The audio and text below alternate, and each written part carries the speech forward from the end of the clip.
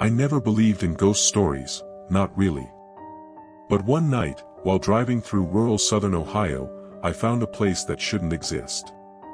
A town that isn't on any map. A town swallowed by fog, and something else. It was late, close to midnight. I was on a solo road trip back home, exhausted, phone almost dead. The gas light flicked on. I pulled off the highway, hoping to find a gas station or even just a diner. My GPS cut out. Signal gone. The road narrowed. Woods thickened around me, massive, old trees pressing in from both sides, blotting out the moonlight. And then I saw it. A road sign with no name. An arrow pointing nowhere. And up ahead, a town. Or what was left of one. It looked abandoned. No street signs, no lights, no motion. Just a row of old buildings, paint peeling, windows broken, roofs caved in. The only structure still standing was an ancient gas station, rusted pumps, shattered glass, and a flickering porch light that shouldn't have been working. The fog grew thick. Cold. Heavy. My breath came out in clouds. I stepped out of the car, hoping maybe someone was around. That's when I heard them. Whispers. At first, faint, like the wind through the trees. But no, it was language. Twisted, warped, yet eerily familiar.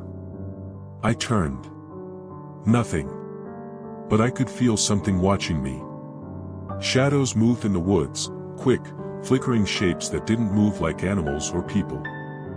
Then one stepped out. A man, or something that used to be. Sunken eyes. Torn clothes from another century. His skin was tight on his bones. And he smiled, too wide, yellow, crooked teeth, like they were rotting in his mouth. I asked if he could help me. He didn't respond. Just stared. That's when I heard the engine. A rusty old pickup pulled up beside me. An elderly woman stepped out, frail, but sharp-eyed. She didn't introduce herself. Just pointed to a flickering light down the street. A diner. Somehow still open. "Get off this street," she said. "While you still can." Something in her tone made me listen. I followed her. The inside smelled like dust and old coffee.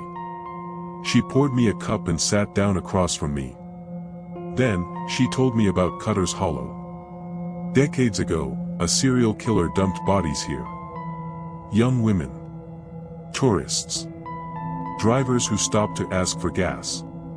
But the killings didn't stop when he vanished. Something else took over, she said. Something older. Something that feeds on the pain left behind. Locals whispered about creatures, twisted things with antlers and red eyes. They weren't fully human, or animal. They lured people off the road. Into the trees. And no one ever came back.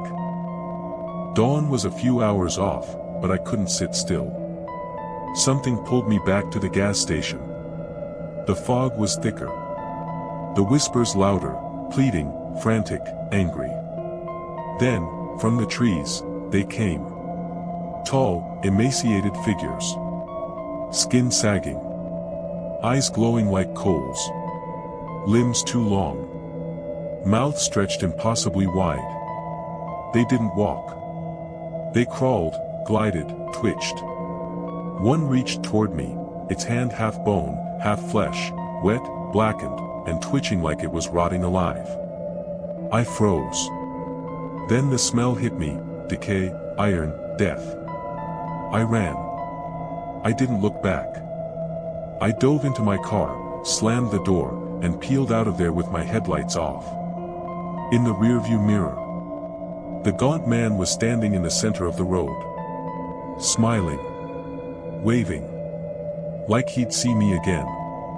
I told people. No one believed me. Said I was tired. Hallucinating. But I know what I saw. Sometimes, when I'm driving alone at night, I hear whispers. Sometimes I see lights in the woods. Eyes. Shapes. If you're ever in southern Ohio and your GPS cuts out, don't stop. Don't listen. Don't look. Just drive.